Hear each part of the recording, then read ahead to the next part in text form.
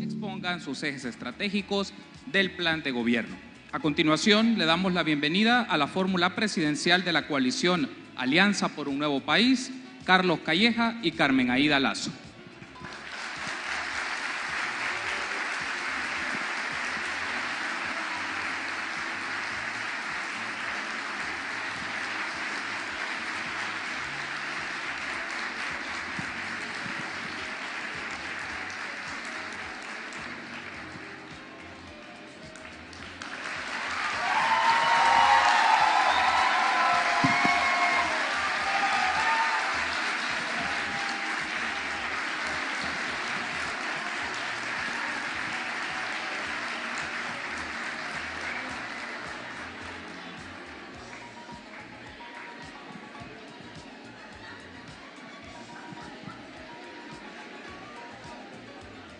Para inaugurar este evento tendremos las palabras de bienvenida de Andreu Oliva, rector de la UCA.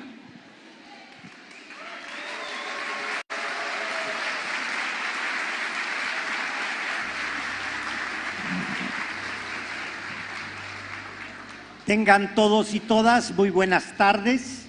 Me complace darles la más cordial bienvenida al tercer conversatorio presidencial, esta vez con la fórmula de Alianza por un Nuevo País, formada por Alianza Republicana Nacionalista, el Partido Demócrata Cristiano, Partido de Concertación Nacional y Democracia Salvadoreña.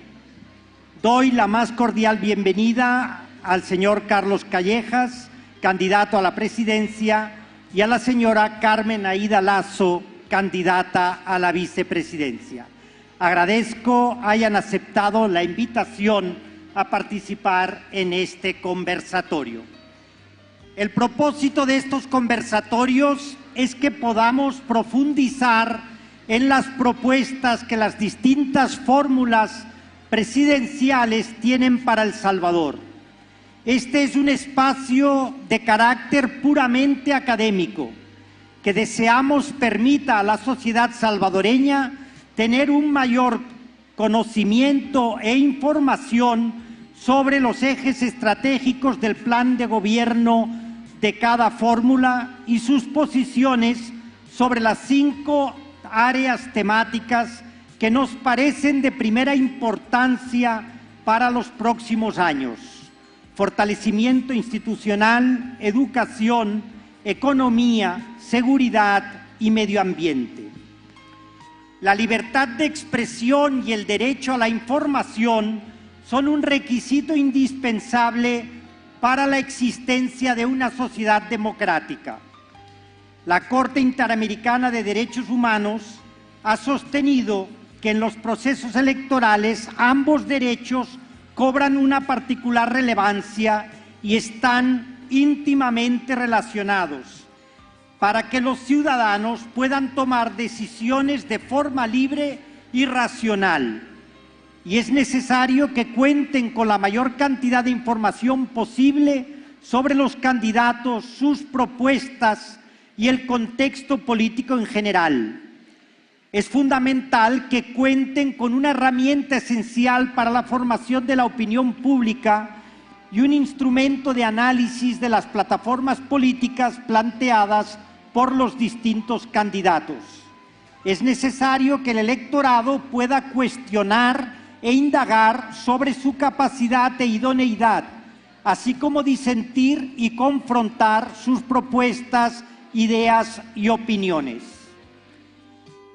En este espacio venimos a conocer y a escuchar con respeto cada una de las propuestas de las fórmulas, a conocer mejor a los candidatos y a plantear preguntas que nos parezcan importantes para el futuro de El Salvador. Les pido en todo momento respeto y ya les pediría que por favor hagamos silencio. Respeto, aunque no estén de acuerdo con los planteamientos que se hagan aquí.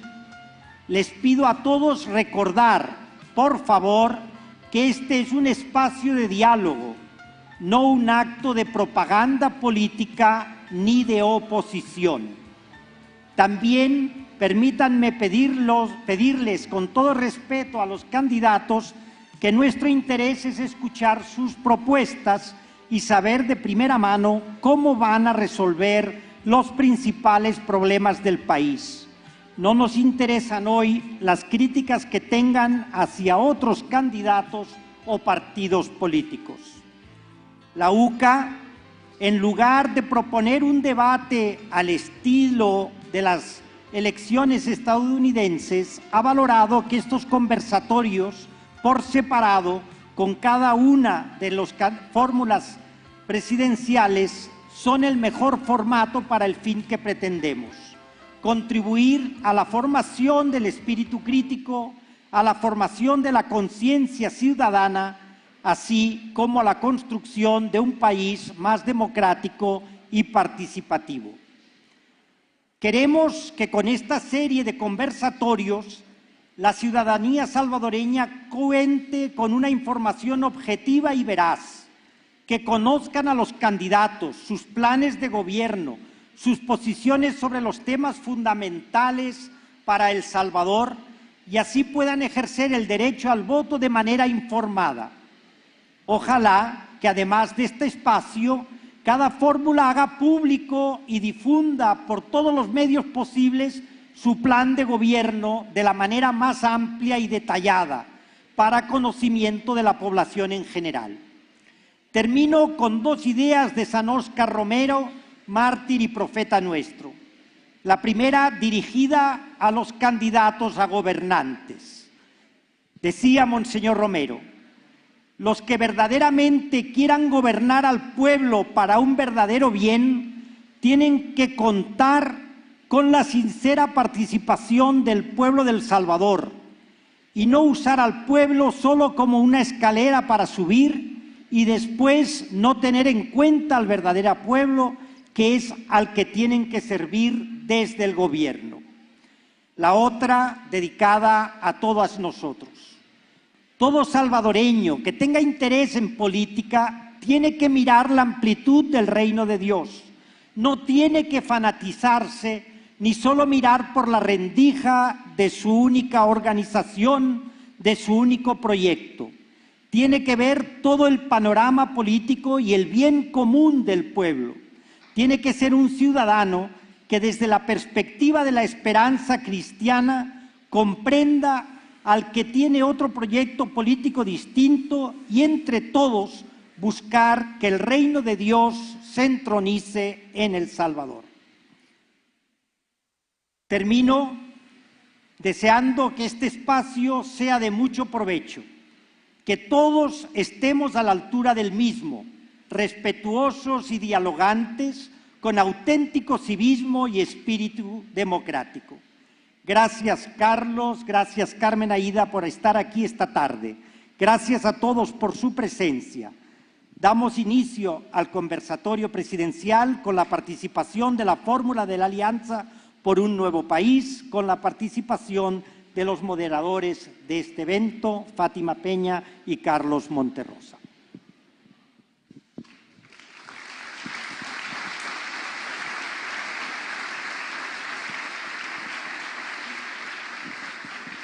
Los conversatorios presidenciales de la UCA son eventos estrictamente académicos y estarán divididos en varios momentos. En una primera parte, la fórmula presidencial tendrá 10 minutos para exponer las líneas estratégicas de su plan de gobierno.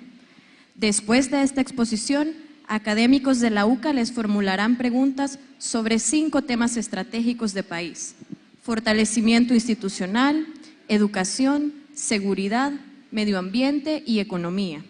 Este diálogo tendrá una duración total de 50 minutos. Finalmente, los moderadores leeremos parte de las preguntas que el público ha formulado en las boletas que se les han entregado en la entrada del auditorio. Pueden entregar sus preguntas a las edecanes que se encuentran en los laterales del auditorio.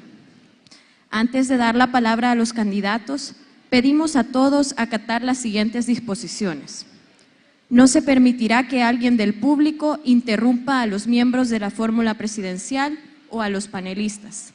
No se permitirá ninguna expresión proselitista, incluyendo desplegar banners, afiches o banderas partidarias.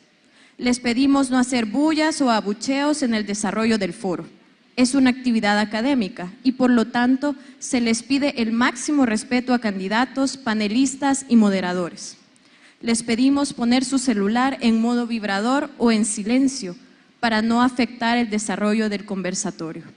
En este momento leeré brevemente la biografía de los candidatos que nos acompañan esta tarde. Posteriormente, Fátima hará la presentación de nuestros panelistas. Carlos Calleja, empresario, licenciado en Artes Liberales por Middlebury College, con máster en Administración de Empresa de la Escuela de Negocios de la Universidad de Nueva York. Carmen Aída Lazo, candidata a la vicepresidencia de la República, licenciada en Economía y Negocios por la Escuela Superior de Economía y Negocios ESEN, con un máster en Macroeconomía aplicada por la Universidad Católica de Chile y un máster en Desarrollo Internacional por la Universidad de Harvard. Durante los últimos 6 años fue decana de la Escuela Superior de Economía y Negocios. Por parte de la UCA nos acompañarán los siguientes académicos. Álvaro Artiga, catedrático del Departamento de Sociología y Ciencias Políticas. Mauricio Trejo, director de Gestión Curricular de la UCA. Manuel Escalante, asesor del director del Instituto de Derechos Humanos de la UCA. Sandra Gutiérrez, catedrática del Departamento de Organización del Espacio. Zaira Barrera, catedrática del Departamento de Economía. A continuación, pedimos a la fórmula presidencial por la coalición Alianza por un Nuevo País que exponga las líneas estratégicas de su plan de gobierno. Son 10 minutos, distribuidos en 5 minutos para Carlos Calleja y 5 minutos para Carmen Aída Lazo. Empezamos con los 5 minutos de Carlos Calleja.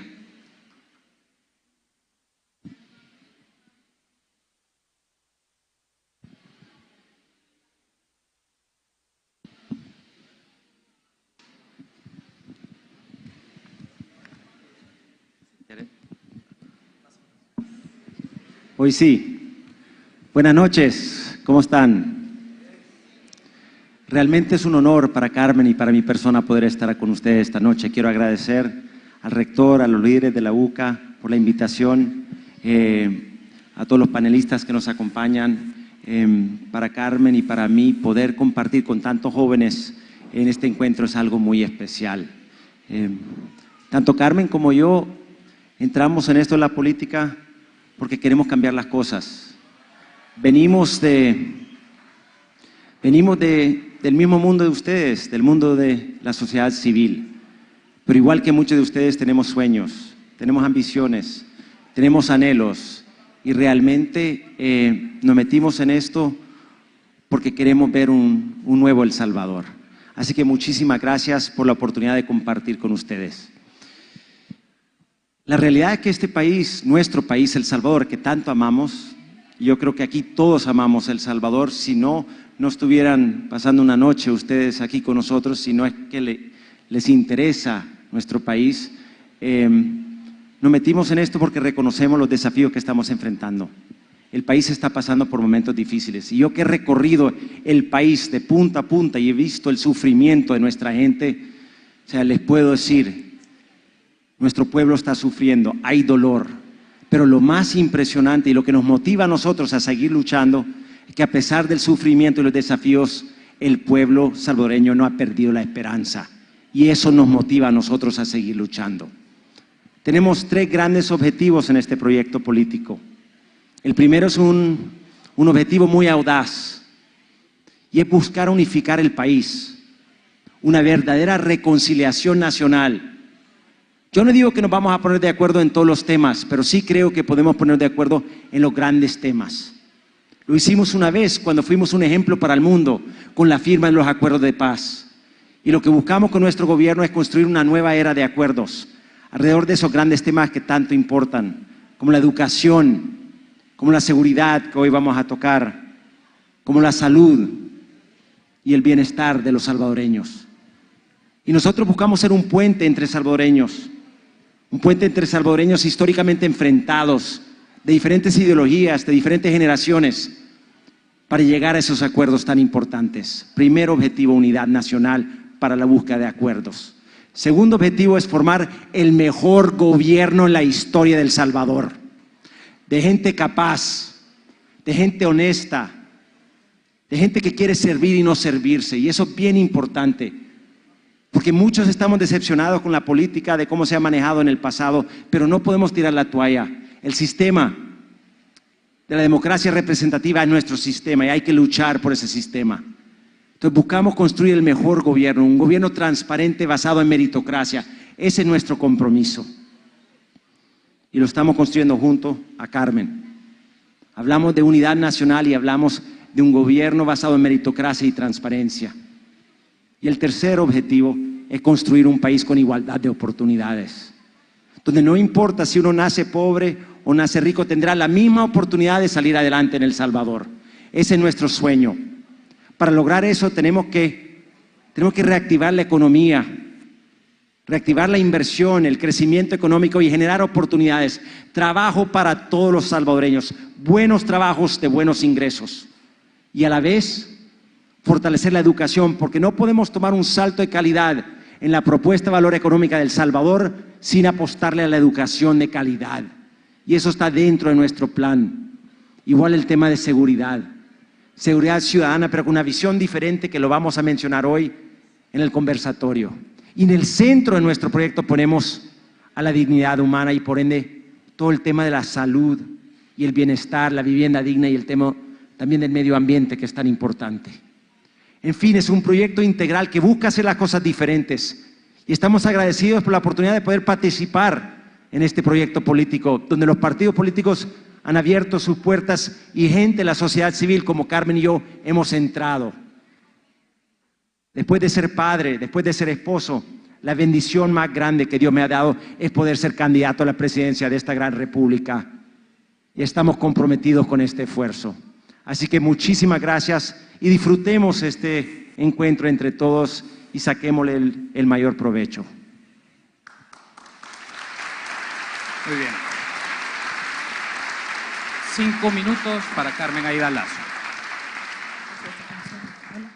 Hola. Bueno, buenas noches a todos. Realmente es un gusto estar aquí en la UCA, en esta casa de estudios tan prestigiosa. Le decía a los colegas, aquí profesores, que me hacía mucha falta estar con estudiantes. Así que de verdad es un verdadero gusto compartir con ustedes. Gracias al rector de la UCA por organizar este evento. Realmente, quizá la primera pregunta que uno se hace es ¿por qué alguien sin pasado político, como Carlos y como yo, decide incursionar a la política con todos los costos que esto tiene? Entonces, en mis 5 minutos yo quiero hablarles de la importancia de tener una visión común. En el resto de las intervenciones podemos hablar de medidas concretas, de cómo las vamos a financiar. Pero es bien importante, todo parte de una visión, todo parte de un proyecto común. Y es un proyecto que compartimos con Carlos, a quien conozco como amigo desde hace un par de años, ¿verdad, Carlos? De hecho, lo conocí en un consejo de educación y empezamos a hablar de la visión de país. Y yo creo y estoy convencida que podemos hacer la política y construir un país de una forma diferente y que uno tiene que partir de ciertos principios en la forma en la que uno quiere visualizar la gestión del gobierno. En primer lugar, creo que el siguiente gobierno tiene que ser un gobierno totalmente transparente y ese es un compromiso muy claro que tenemos con Carlos, la transparencia. Creemos con Carlos, porque lo hemos hablado mucho, que muchos de los males y de las frustraciones que compartimos con ustedes vienen de la opacidad en la gestión pública. Vemos de la falta de claridad en la forma en la que, por ejemplo, se nombra funcionarios públicos. Y entonces tenemos un compromiso muy claro con la transparencia y estamos trabajando una agenda muy concreta de medidas de transparencia desde la presidencia. En segundo lugar, creo que también el país se merece un gobierno cercano y sensible, un gobierno cercano. ¿Qué significa? Se merece funcionarios, se merece gobernantes. Y yo creo que esto suena hasta a veces difícil de escuchar o raro de escuchar en política, pero que amen el país. Y a veces en política no se habla del amor. Pero yo creo que este país merece personas que conozcan el país, que amen este país y que estén dispuestos a mostrar que la política se puede ejercer con una vocación de servicio, que es como corresponde. Yo sí lamento muchas veces que la política es vista a veces como ridiculización, los chistes en torno a la política, pero la política es un lugar desde donde todos podemos servir.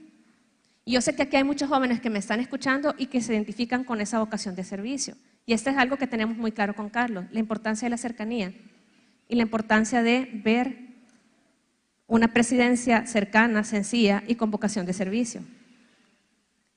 Hay muchas cosas que compartimos con Carlos, pero una tercera es nuestra visión del modelo de desarrollo. Nosotros no vemos un modelo de desarrollo del que se llama del efecto derrame, en el que tenemos que ponerle, por ejemplo, metas a la economía de crecimiento económico y todo va a derramar y todo va a funcionar así. Creemos mucho en las metas humanas, en el humanismo, en una gestión muy humana.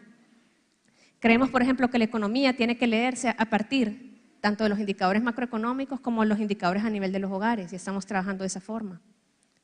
También creemos que una de las grandes ausencias que había en los modelos de desarrollo es ver el tema económico separado del tema social. Nosotros tenemos una visión de desarrollo en la que lo social y lo económico está integrado. Porque de las grandes ausencias y de los grandes déficits que hemos tenido como país y que se traduce en la falta de oportunidades que nosotros vemos es que se ha invertido muy poco en la gente. Entonces, con Carlos nosotros compartimos una visión en la que el ser humano está al centro de nuestro proyecto, el ser humano, la recuperación de la dignidad del ser humano. Por eso con Carlos creemos de forma tan firme y compartimos esa visión de que la verdadera revolución va a ser un gobierno donde ustedes ciudadanos nos puedan auditar, muy transparente, con vocación de servicio, con gente que llegue con capacidad y donde se ponga el individuo al centro de todos los esfuerzos. Y nada más decirles que me siento de verdad muy honrada como mujer de representar a las mujeres en esta fórmula. Estoy muy agradecida también con Carlos, no solo por su amistad, ¿verdad?, sino por confiarme una labor muy importante que es la coordinación del plan de gobierno, del cual seguramente vamos a hablar, ¿verdad? Y que indudablemente como vicepresidenta no voy a tener un rol ornamental, sino un rol muy importante. Y mi agenda va a estar enfocada, junto con Carlos, en varios temas que me apasionan. El tema de mujeres, el tema de jóvenes, obviamente el tema económico y el tema de la transparencia. Así que muy honrada de estar aquí con ustedes.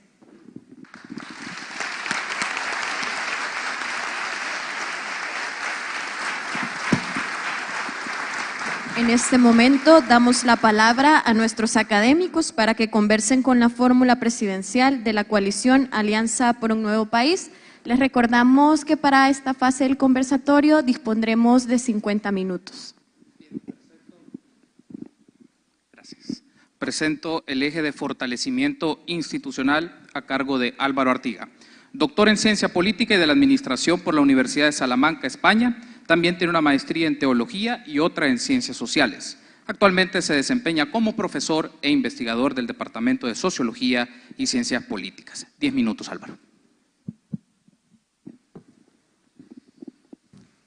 Me gusta que hayan comenzado diciendo que quieren hacer las cosas de manera diferente, que han incursionado en política y además, digo yo, tienen suerte de, sin mayor rodaje, haberse hecho de las candidaturas, cosa que para mucha gente es imposible, hasta se pelean los que están dentro de los partidos. Pero bueno, ya que están ahí y tienen ese gran desafío, a veces me pongo a pensar si esos deseos y esa voluntad de hacer las cosas diferentes no tienen obstáculos en los aparatos que les sirven para llegar a la presidencia. En este caso, el Partido Arena. Y yo quiero hablar un poquito con ustedes de este tema, ¿verdad? Porque ustedes están recién llegando entonces al partido. El partido o los partidos en general son importantes en un régimen democrático representativo, pero también pueden ser obstáculos para hacer lo que se quiere hacer. Entonces ustedes han hablado, por ejemplo, de que buscan hacer las cosas diferentes y que buscan construir un país totalmente diferente. Son frases que se las acabo de copiar de lo que acaban de decir. En ese punto, entonces yo quisiera saber cuál es su posición en el tema ese de transparencia, ¿verdad?, relacionado con los famosos 10 millones de dólares que fueron a parar a cuentas del partido Arena. Digamos, ¿cuál es su posición? Mire, antes que nada, quisiera decirle que es importante reconocer que los partidos políticos, con toda la crítica que hay actualmente sobre el tema de los partidos políticos, a pesar de eso, se han abierto. Y en el caso nuestro, como usted bien dijo, somos un producto de un proceso, en el caso de Arena, democrático, que sí tocó de alguna forma luchar, porque una contienda ante dos competidores de primer nivel, que resultó en la primera candidatura presidencial democráticamente electo dentro de un partido, que creo que es un proceso ejemplar. Entonces, sí creo que nos hemos ganado el puesto y eso también nos da a tu inquietud la potestad de luchar por nuestras ideas, por nuestros principios y por hacer las cosas diferentes. Con la pregunta concreta de los 10 millones de dólares, bien sencillo. No son los partidos políticos ni las instituciones lo que son corruptos, sino las personas que los manejan en su momento. Eso lo hemos visto en gobiernos. Si queremos ser también bien críticos, podemos hablar hasta de instituciones religiosas que han pasado por malos momentos. Pero al final del día son los principios y los valores con los cuales uno se puede identificar, y yo me siento identificado con los principios de la democracia, de la libertad, de la vida, en cuanto al partido de Arena. Y vamos a seguir hablando de este tema del partido de Arena. Pero en el caso de los 10 millones de dólares, fue el presidente Saca que, diferente a mi persona, no tomó la decisión de respeto a la separación de poderes que yo tomé, de separarme como candidato presidencial y después, primero Dios, como presidente del partido político. Él se quedó en el puesto de la presidencia de la República, pero a la vez nunca soltó la presidencia del partido. Entonces, mi opinión ahí es bien sencillo. Un traslado de 10 millones de dólares de un bolsillo a otro bolsillo de la misma persona.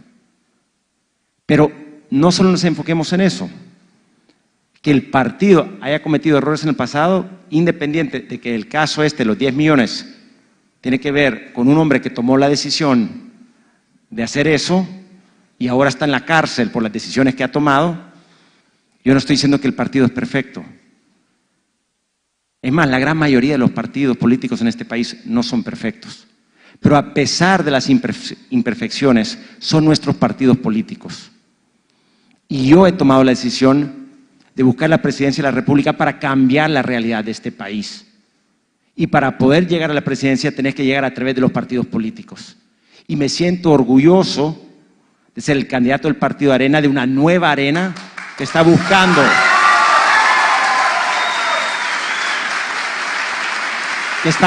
hacer las cosas diferentes, y que yo soy una manifestación en carne y hueso de que hay voluntad de parte del partido de aceptar esos cambios, porque vengo de la sociedad civil. Así que yo digo, no nos enfocamos en los 10 millones, porque ahí te estás enfocando en un árbol, no en el bosque. Hay cosas buenas hacia adelante. Que eso pasó, como en muchas instituciones ha pasado. Pero eso pasó por un hombre que pasó por el partido, que después formó Gana con otra gente, y al final del día Arena está buscando construir un nuevo futuro, no está viendo hacia atrás. Y por eso me siento cómodo. Bueno, veamos. Esto es un tema que le apasiona a Carmen. Yo quisiera que ella pudiera hablar, por favor. El problema es que no tenemos mucho tiempo y me interesa también seguir ahondando. Tal vez en la siguiente pregunta usted lo puede comentar. Porque quieren hacer las cosas diferentes, pero yo creo que efectivamente el partido les limita a ustedes. O sea, no estoy hablando de que ustedes están en una mala posición, ¿verdad? Pero les limita porque el partido tiene un pasado que pesa y que puede terminar marcando incluso las pautas de ustedes. Por ejemplo, inician propaganda electoral antes del plazo establecido legalmente. Pedimos Entonces, silencio, por favor. Si se quieren hacer las cosas de manera diferente, pienso yo, ¿verdad? Se imponen ustedes frente al partido, frente a las presiones del partido. y dicen, vamos a respetar la legalidad. Pero entonces pasa que hacen propaganda antes de que se iniciara de acuerdo al marco legal.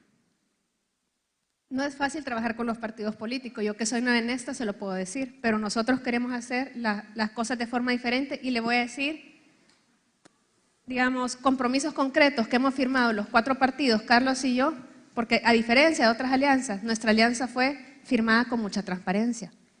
Y mire, en otro momento del tiempo, usted lo sabe Álvaro, no nos hubieran dejado entrar a figuras outsiders como Carlos y mi persona. Claro, los partidos están escuchando el clamor de la población de la necesidad de cambios y se abren. ¿Qué es lo que nosotros hacemos con Carlos? Aprovechar los espacios. ¿Qué es lo que hacemos cuando firmamos la coalición en julio? Acordamos ciertas premisas básicas de cómo vamos a trabajar con los partidos. No vamos a estar de acuerdo en todo con los partidos, ya lo estamos viendo, pero sí en algunas cosas básicas. Y le voy a decir cosas que hemos acordado que son concretas y que le digo, para mí me dieron la confianza de entrar a esta alianza, porque no entramos ciegos, entramos sabiendo qué era lo que se estaba negociando. En primer lugar, un tema que usted abordó, y es evitar los conflictos de interés que surgen cuando una persona asume en un gabinete y simultáneamente tiene un cargo partidario. Los partidos se han comprometido, alguien tiene que renunciar. Si alguien quiere asumir en el gabinete, que tiene que llegar además por mérito, tiene que renunciar. ¿Por qué? Porque no queremos repetir lo que vimos en el pasado. Ese es un ejemplo. Después también, por ejemplo, negociar que no haya repartición partidaria de puestos de gabinete. Una práctica que usted sabe que estaba muy arraigada, pero que nos hemos comprometido. Y realmente Carlos puede comentar las acciones que estamos haciendo para de verdad formar un gabinete por meritocracia. Y finalmente, quizás el otro argumento es, hay mucho que se puede hacer por la transparencia, inclusive independientemente de los partidos, desde el Ejecutivo. Nosotros estamos claros, no vamos a estar de acuerdo en todo, pero hay una agenda muy profunda desde el Ejecutivo, desde la gestión por resultados, auditorías, muchas cosas que podemos hacer por dar transparencia a este país, aún respetando la separación de poderes en la cual nosotros creemos, y por lo menos esa agenda nosotros estamos muy comprometidos a impulsarla desde el Ejecutivo. Y creo que es bien importante, aprovechando que solo tenemos 10 minutos para hablar de fortalecimiento institucional y el tema es corrupción, Estado de Derecho y equilibrio de poderes, de hablar más allá del Partido Arena. O sea, hablemos de lo que vamos a hacer. Por ejemplo, medidas concretas, eliminar la partida secreta, cero nepotismo, como se ha visto históricamente en este país, auditorías ciudadanas, auditorías profesionales, o sea, medidas, por ejemplo, de transparentar todos los salarios para que no haya sobresueldos y realmente buscamos a esa gente que quiere servir. Entonces, yo le pido, Álvaro, por favor, que nos enfoquemos en lo que se puede construir hacia adelante y no seguir señalando cosas del pasado que no nos van a dejar avanzar. Nosotros nos metimos en esto, no tuvimos nada que ver con eso. Silencio, por favor. Nada que ver con el pasado de Tony Saca o de Mauricio Funes. Nada que ver con los pasados de ellos. Queremos cambiar este país y por eso nos metimos en esto. Silencio, por favor. Muchas gracias, Carlos, Carmen Aida. Gracias, Álvaro. Antes de continuar con el conversatorio, le pedimos por favor al público que nos acompaña que tratemos de mantener el orden y el silencio para que podamos continuar con el conversatorio. Muchas gracias. Continuamos. Ahora vamos a abordar el eje de educación con Mauricio Trejo, quien es educador, licenciado en Psicología y con maestría en Política Educativa, ambos títulos de la Universidad Centroamericana José Simeón Cañas. Mauricio tiene experiencia en diseño de currículo en educación superior, también tiene experiencia en procesos de evaluación educativa e institucional y en formación de docentes para todos los niveles educativos. Actualmente es director de gestión curricular de la UCA. Arrancan los 10 minutos, Mauricio, gracias. Buenas tardes. Estuve tratando de encontrar algo concreto sobre educación y no encontré temas específicos sobre el asunto. Lo que pude encontrar fue lo relacionado con los TEC, el distrito y la Capacita-TEC, ¿verdad? Y a mí me parece que la propuesta educativa está enfocada en la capacitación de mano de obra, ¿verdad? Y esto para los distritos TEC. De hecho, usted, por ejemplo, tuiteaba que había hablado con Marco Rubio, ¿sí? y que decía que Estados Unidos debía aprovechar el capital humano calificado en Latinoamérica. Okay. Pero mi pregunta es, en el ámbito educativo, porque ustedes están hablando de que van a capacitar 20,000 estudiantes, 20,000 bachilleres, y cada año salen alrededor de 80,000 bachilleres graduados. La población estudiantil del país es de más de 1.300.000 estudiantes, ¿verdad? Y podemos hablar de más datos, pero yo quisiera saber cuál es la propuesta que ustedes hacen que realmente impacte estratégicamente en el desarrollo sostenible del país. Y ya que ustedes dicen que ponen como centro a la persona, ¿cómo va a impactar en el desarrollo de las personas para trascender la visión que sí históricamente han tenido el Partido Arena en sus gestiones anteriores, pensando en capacitar personas para que solamente puedan ser buena mano de obra? ¿Cuál es el planteamiento estratégico, Carlos? Bueno, quizás primero me alegra que hayas visto el tema de los distritos TEC. Eso es un tema de generación de empleo y también un tema de educación. En cuanto a la visión de educación, nuestra visión es muy integral. Es más, Carmen y yo nos conocimos en el Consejo Nacional de Educación, hemos trabajado en educación por muchos años, la Fundación Calleja se ha dedicado a educación por muchos años en el sistema público. Y la visión que tenemos es una visión integral que parte primero del fortalecimiento del capital humano, de los docentes y los directores de las escuelas a través de una mejor formación y más apoyo para que ellos puedan hacer sus trabajos de la mejor forma posible. Se ha burocratizado todo el proceso del trabajo de ellos y se ha politizado el magisterio también y se tiene que despolitizar, porque ahí el tema de ascensos, el tema de puestos, el tema de cómo se maneja el magisterio ha caído en manos de una visión totalmente politizada y la gente no se siente motivada. Obviamente el tema de pensiones, que lo podemos hablar en otro momento, pero aprovecho a decirle a todo el público y a todos los maestros que nos están escuchando, estamos trabajando para resolver el tema de las pensiones y vamos a encontrar una solución para dignificar el magisterio. Tiene nuestra palabra. Pero regresando al punto, ¿qué vamos a hacer en educación? Primero, vamos a invertir muchísimo en primera infancia. Ahí tenemos un vacío, la curva la conoce muy bien usted. Hay un vacío en los primeros 1000 días y también en la primera infancia en cuanto a educación, igual que en bachillerato, donde hay, digamos, una caída enorme en la curva por la deserción y nosotros queremos universalizar la educación.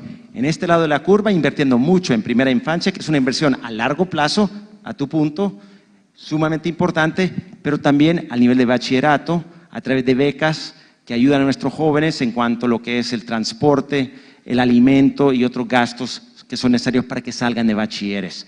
Pero, aparte de eso, vamos a invertir en el tema de tecnología. Hemos hecho una propuesta de inglés para todos. El inglés, a mí en lo personal, me ha abierto el mundo y creemos que para posicionar a El Salvador como un proveedor de servicios y productos de calidad, para buscar posicionar a El Salvador como un proveedor de mano de obra calificada y no tratar de vender nuestro país como mano de obra barata, tenemos que desarrollar el capital humano. El tema de inglés para todos es algo concreto al cual estamos apostando. El tema de ABC digital, otra propuesta que es, digamos, el lenguaje digital dentro de la educación de nuestros jóvenes. Entonces, hay cosas concretas. Aparte de eso, hay que decirlo porque es parte de mi experiencia, el apoyo psicológico. Porque a través de la Fundación Calleja he tenido la experiencia donde me he dado cuenta que los problemas psicológicos de nuestros estudiantes, de nuestros niños, igual de nuestros docentes, son un enorme impedimento para el desarrollo sostenible del tejido social de este país. Entonces, todos esos son temas que toman en cuenta la educación y que conllevan una inversión directo en el desarrollo humano. Pero seguimos insistiendo en capital humano, es decir, que la persona se forme para saber trabajar. Entonces, ahí tenemos un problema, porque no estamos pensando en la persona de manera integral. Ustedes hablan mucho de sueños. Yo les he escuchado en todos sus spots que la gente tiene sueños.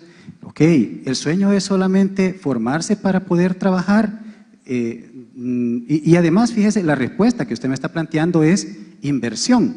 No veo yo que haya hasta ahorita un planteamiento relacionado con el tema de calidad de la educación de la que sí hablaron antes, ¿verdad? Entonces, yo sí quisiera que profundizara en eso, porque yo sé que todo el mundo va a decir que va a invertir en educación. Mire, quizás comentarle, todavía no hemos lanzado nuestra propuesta integral de educación, lo que ha visto son algunos programas iniciales. Nosotros, por ejemplo, compartimos el diagnóstico que hace el CONED sobre el estado de la educación de El Salvador y el plan de trabajo está enfocado en diversas áreas. Un tema es el tema de infraestructura escolar. Por ejemplo, la semana pasada nos reunimos con el BID que está haciendo todo un estudio del estado de las escuelas, aunque ya hay un censo escolar, para ver cuáles son las inversiones necesarias, el tema de infraestructura. Otro es el tema de cobertura, que señalaba Carlos, que como usted sabe es una U invertida en infancia temprana y luego se cae la cobertura después de educación media y bachillerato. El tercer tema es el tema de la calidad de la educación. Y el tema de la calidad de la educación ahí tiene dos componentes. El tema de la formación docente, porque todos los que somos profesores sabemos que los profesores somos el techo del sistema de la calidad de la educación, ¿verdad? Y también todo el tema, por ejemplo, de la participación que debería tener El Salvador en las pruebas internacionales, como son TIMSS o PISA, donde el país dejó de participar, y que son pruebas que nos ayudan a medir la calidad del tema de nuestros estudiantes. Ese es el tercer tema. Un cuarto tema es el tema de la vinculación con el mercado laboral. Ese es un cuarto tema, ¿sí? Ahora bien, yo estoy totalmente de acuerdo con usted. La educación no es un medio solamente para uno ser productivo. Amartya Sen decía, la educación nos permite incluso gozar de la vida, ser buenos ciudadanos. Y esa es la concepción que tenemos. De hecho, nosotros con Carlos estamos muy enfocados, por ejemplo, en comprender esas habilidades que son ya necesarias en este siglo. Porque en este siglo, y lo que sí no podemos dejar de lado es que la educación es la principal herramienta para romper el ciclo de desigualdad de oportunidades. Es el principal. Y mire, o sea, yo estoy yendo a todas las universidades y todo lo que los jóvenes están pidiendo es educación más pertinente, educación enfocada realmente en las competencias que son necesarias para el siglo XXI, es lo que están pidiendo los jóvenes, más experiencia profesional previa, nos están pidiendo mucho el tema de las pasantías y lo que estamos viendo es que este siglo va a ser un siglo totalmente distinto, enfocado en habilidades como la empatía, el trabajo equipo, la resolución de problemas, todas las habilidades que no puedan ser sustituidas por los robots, ¿verdad? Ahora, entiendo tu punto y quiero contestar directamente, digamos, tu inquietud sobre que no seamos nosotros un proyecto político que solamente quiere crear una fuerza laboral, que es lo que entiendo que es tu inquietud. No ese es el tema es desarrollar el ser humano. Por eso la primera infancia es tan importante. Y desde el modelo de identificar la creatividad, el espíritu de cada individuo, cuál es su potencial. Te voy a dar un ejemplo, qué modelo estoy estudiando ahorita a profundidad, el modelo finlandés. Entonces, a pesar de que yo uso la palabra capital humano, eso no implica que deberíamos de encajarnos en alguna ideología. Finlandia, como usted bien sabe, es un país, digamos, que pudiera verse como un país ideológicamente hablando de izquierda, pero su modelo de educación funciona, su modelo que invierte en primera infancia, su modelo que busca, lejos de educar solamente para tomar exámenes, busca hacer florecer cada individuo en base a su propia iniciativa, su propio potencial, su propia creatividad, sí, claro, invirtiendo desde primera infancia. Entonces, esa es la visión humana al cual estamos apostando. Ok, pero no sé qué va a pasar en la educación básica. Ustedes están hablando de educación superior. Claro, porque en educación básica, usted lo sabe muy bien, es donde mayor cobertura tenemos y sí, se necesita… Pero es que no me refiero a cobertura, Carlos. La cobertura comienza a caer en cuarto grado. Tenemos 30, déjame si quieres contestar. ¿Qué va a pasar Vamos a dar una mayor formación y empoderamiento a los docentes, que es lo que nos piden. Yo me he juntado con miles y miles de docentes. Nunca lo hemos hecho, nunca lo han hecho. Claro. Entonces, por eso estamos donde estamos. Los docentes necesitan de ayuda y nos lo han pedido. Y nosotros nos hemos comprometido con los docentes de este país a ayudarles a cumplir con su vocación de servicio y lo que aman hacer. Son nuestros héroes, pero se sienten totalmente abandonados, igual que la gran mayoría de salvadoreños. A ver, gracias. Gracias. Silencio, por favor. Vamos a continuar. Silencio, por favor. Vamos con el eje de seguridad, a cargo de Manuel Escalante. Licenciado en Ciencias Jurídicas por la Universidad Centroamericana José Simeón Cañasuca, doctor en Derecho Constitucional por la Universidad de Sevilla, España. Actualmente se desempeña como asesor del director del Instituto de Derechos Humanos de la UCA y es miembro del Consejo Nacional de Seguridad Ciudadana y Convivencia. 10 minutos, Manuel. Gracias. Buenas noches a todos y todas. Como ya lo he mencionado antes, mis preguntas van dirigidas directamente al candidato a la presidencia, por motivos constitucionales, ¿no? Y es por el mando que tiene tanto de la policía como del ejército. Bien, revisando sus propuestas sobre colonias en paz, he visto que se habla más de invertir en la prevención que en la represión, ¿no? Es decir, ese es como el enfoque. Incluso se habla de comenzar a abandonar, quizás no utilizan esas palabras, ¿no? Pero abandonar el enfoque militarista, ¿no? Es decir, un poco en esa perspectiva. Entonces, ahora bien, tomando en cuenta esa visión que tiene Colonias en Paz, hay que considerar que muchas de las acciones represivas y militaristas que ahora se están implementando a través de las medidas extraordinarias no solo han sido avaladas por diputados de Arena y el PCN, sino que incluso muchos de ellos la han impulsado, incluso han presionado porque más fondos se destinen a la represión que a la prevención. Entonces, tomando en cuenta eso, si los diputados de la alianza que usted representa, estando en su gobierno, impulsaran más medidas represivas, ¿usted las sancionaría o las vetaría? Bueno, la gran ventaja que ya hemos hablado de nuestra visión en cuanto a seguridad, y la alianza está totalmente convencida de nuestra visión. O sea, nosotros lo que buscamos es, digamos, darle una mayor prioridad a atacar la raíz del problema. O sea, que es un problema social, un problema que radica en la falta de oportunidades. Eso es lo que nos piden nuestros jóvenes. Nuestros jóvenes quieren seguir estudiando, quieren seguir sus carreras, quieren encontrar trabajo. Si están trabajando, si están estudiando, no están buscando oportunidades ni en la delincuencia ni en la migración. Entonces, los diputados de la alianza están totalmente comprometidos con nosotros. Es más, lanzamos el proyecto, habían diputados presentes de las diferentes fracciones. Así que, concretando, para no quitar mucho tiempo y seguimos con más preguntas, tenemos el apoyo de toda la fracción.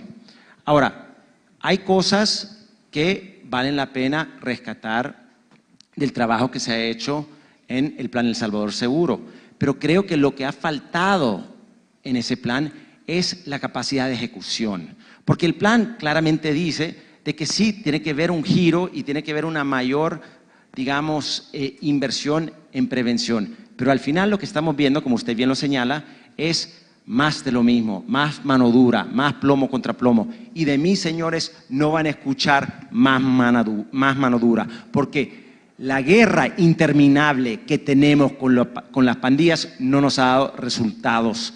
Tenemos que cambiar el chip en la mente de todos, comenzando con el presidente. Me alegra que usted me pasó la palabra y le digo por qué. Porque usted dijo, le toca al presidente y yo me quiero comprometer con el pueblo salvadoreño. Este desafío lo asumo yo, me voy a rodear del mejor equipo, pero al final yo voy a rendir cuentas personalmente en el tema de seguridad ante el pueblo año tras año por 5 años mientras entregamos resultados positivos. Pero sí, tenemos el apoyo de los diputados para hacer ese giro audaz en la política pública. Bien, ahora continuando con ese enfoque… Silencio, por favor, silencio. Con ese enfoque de menos represión y más prevención, e incluso se habla de, si no me recuerdo, inversión social focalizada, ¿no? Bueno, tomando en cuenta esa visión y también, por el otro lado, tomando en cuenta que el manejo de la protesta social es un asunto propiamente de seguridad pública, ¿usted qué opinión le merecen los últimos hechos ocurridos en Santa Tecla? Es decir, ¿cómo usted gestionaría esa situación? Silencio, por favor, silencio. Por favor, que termine de formular su pregunta, Manuel. Mire, yo creo que igual que todos aquí, lamentamos profundamente los hechos de Santa Tecla y nos duele siempre ver incidentes de ese tipo, especialmente nosotros que somos humanistas y que creemos, o sea, profundamente en la vida, y lo que se dio ahí nos duele a todos. Es más, hoy me acompaña mi esposa Andrea y nuestras oraciones, tanto de Andrea, de mi persona, igual que seguramente la familia de Carmen, están con las familias de todos los afectados, Entiendo yo que se ha abierto un caso judicial en este tema y mi llamado es que se llegue a la verdad para poder evitar estos tipos de casos. Ahora, a su pregunta, ¿Cómo puede trabajar mejor un gobierno central con gobiernos municipales?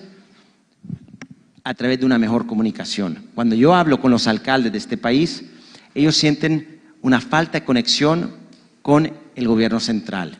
Por eso nuestra visión de un gobierno descentralizado que trabaja los temas de educación, salud y seguridad con los gobiernos municipales, independiente de color político. 262 municipios, 262 puentes que vamos a construir con alcaldes de todos los partidos políticos para poder luchar contra la violencia, que es un cáncer en este país. Entonces, realmente nos duele y hay que dejar, en este caso específico de Santa Tecla, que las instituciones como la Fiscalía trabajen y ser respetuoso de eso. ¿Y sabes qué más?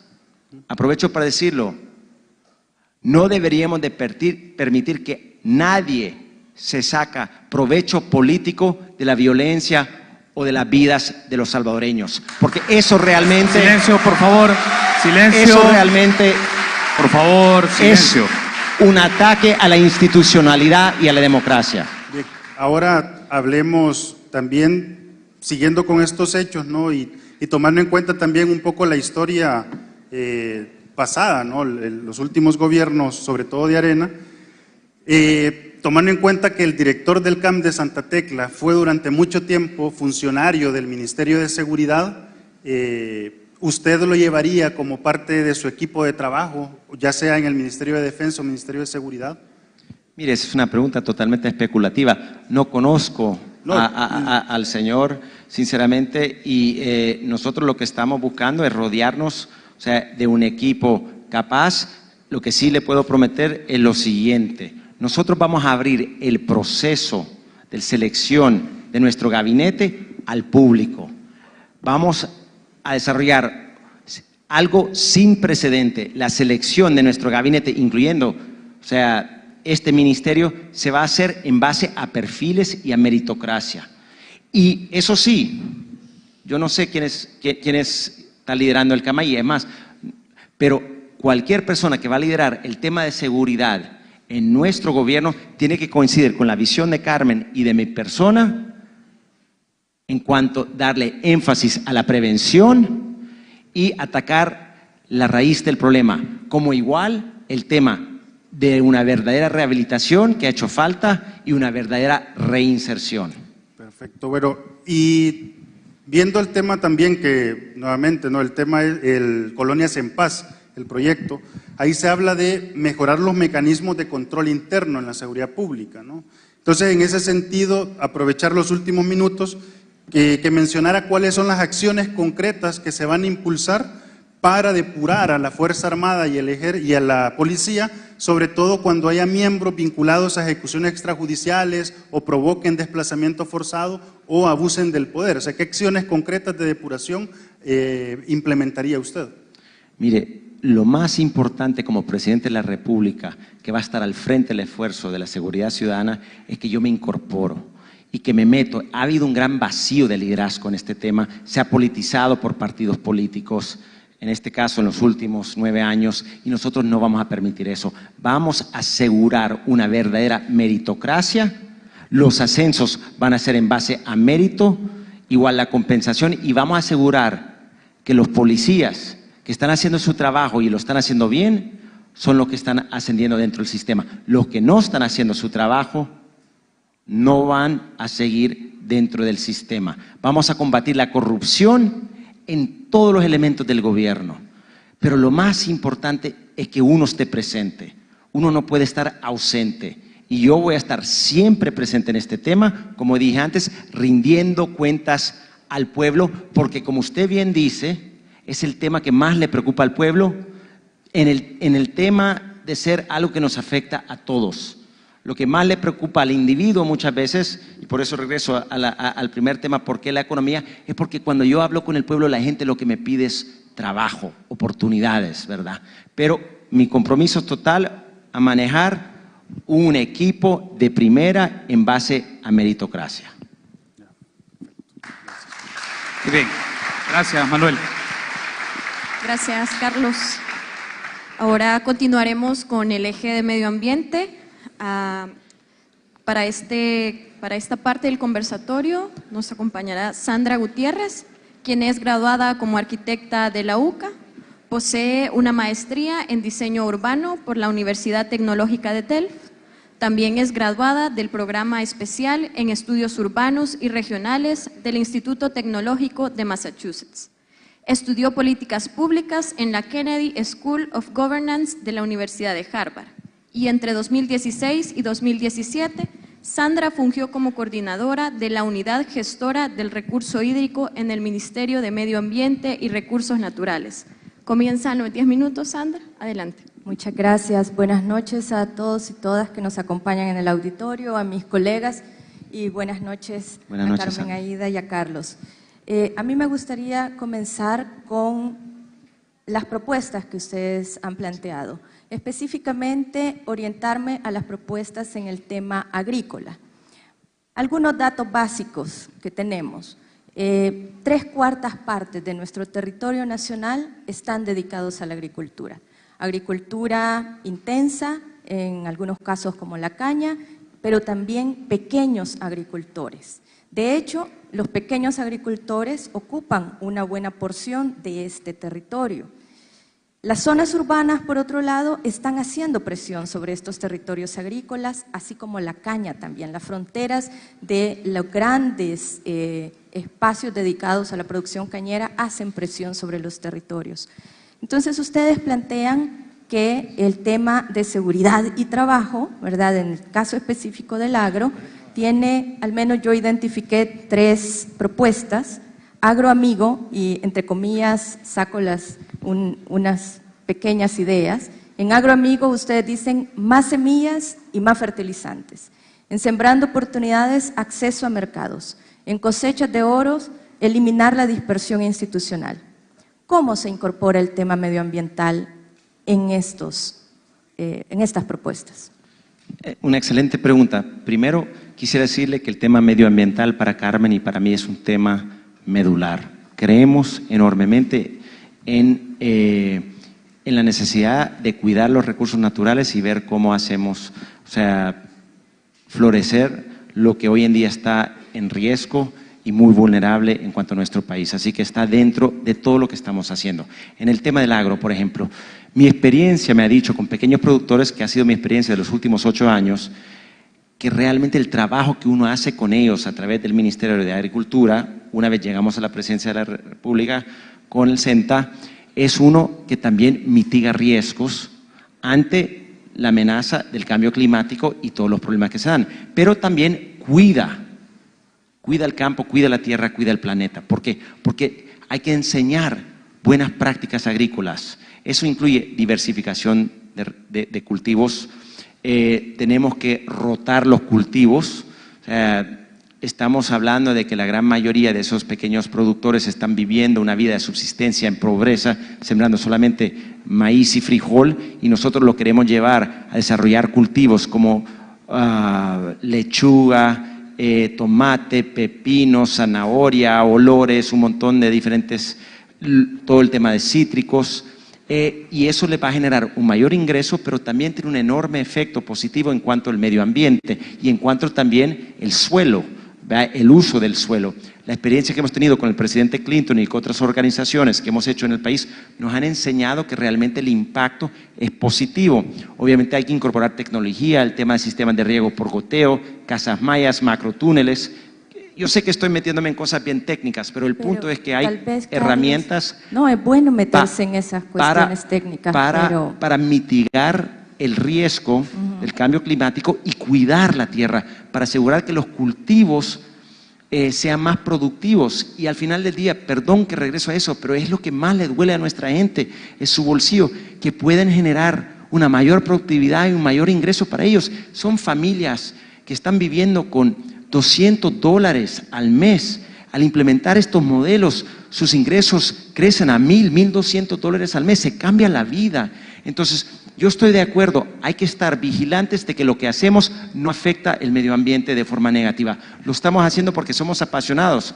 Yo soy ecologista, es más, debo decirle, se ha circulado temas de la minería. Lo quiero dejar muy claro ante todo el país. Estoy 100%, a pesar de que sé que hay ley y la minería aquí es ilegal, pero tiran estas noticias falsas. Estoy totalmente en contra de la minería para todos los salvadoreños, 100%. Silencio.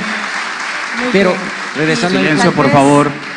La interrumpo un poco en este momento, y qué bueno que esté en contra de la minería. Esa es una causa muy importante para nosotros en la UCA, pero también para El Salvador.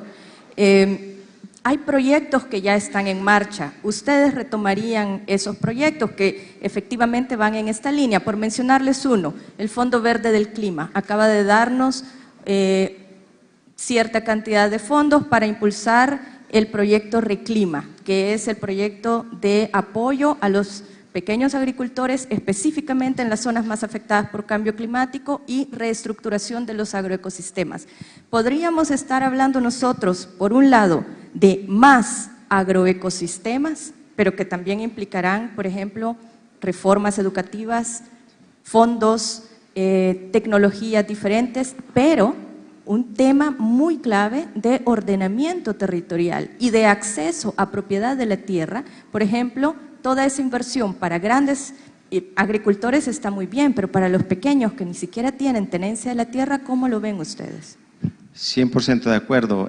Solo quisiera agregar, yo fui parte del CONASAV y ahí hemos hablado de estos temas, pero quisiera darle la palabra a Carmen. Quizás nada más quería complementar algo de su primer pregunta, porque realmente el cambio climático vino para quedarse. Y en las propuestas agrícolas que estamos haciendo, usted mencionaba, por ejemplo, todo el tema del café.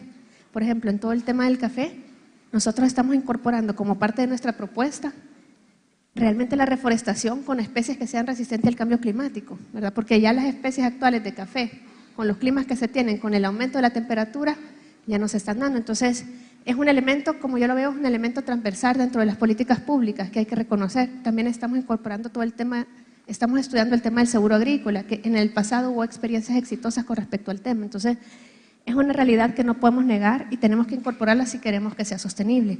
Usted mencionó el tema de la vocación de la tierra. Es un tema que también estamos comenzando a estudiar.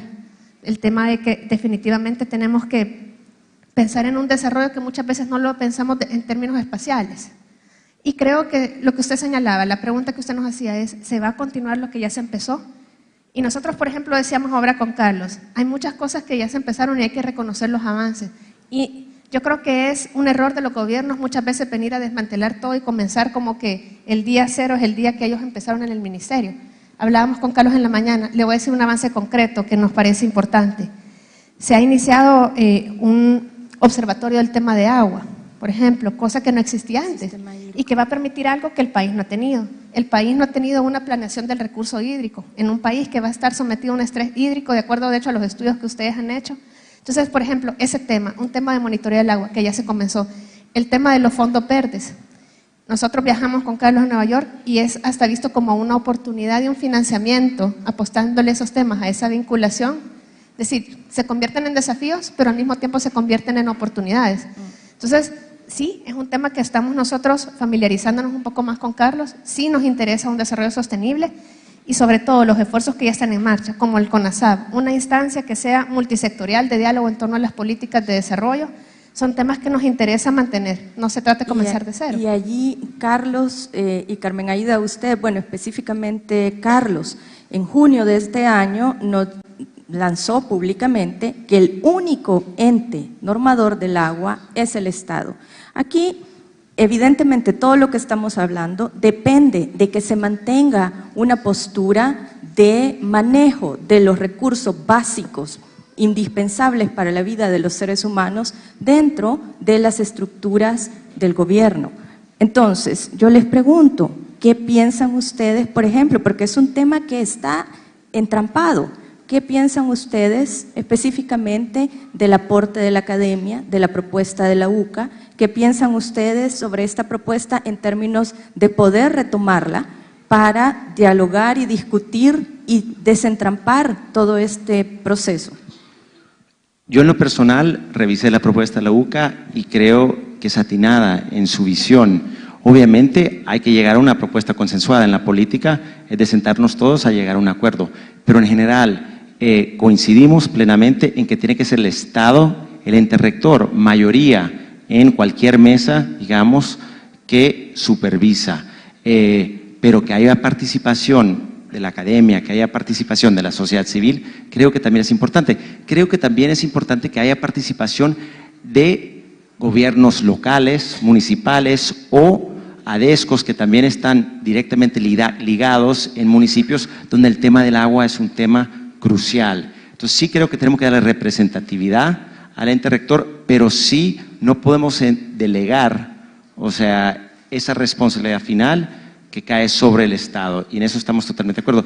Y hay que agregar, yo lo veo como un derecho humano, o sea, al final del día, es más, acompañamos también, ya declarado por la Sala Constitucional, pero acompañamos una pieza que busca, que queda bien claro, en la Constitución, que sea por escrito dicho que es un derecho humano. Okay. Gracias, Sandra.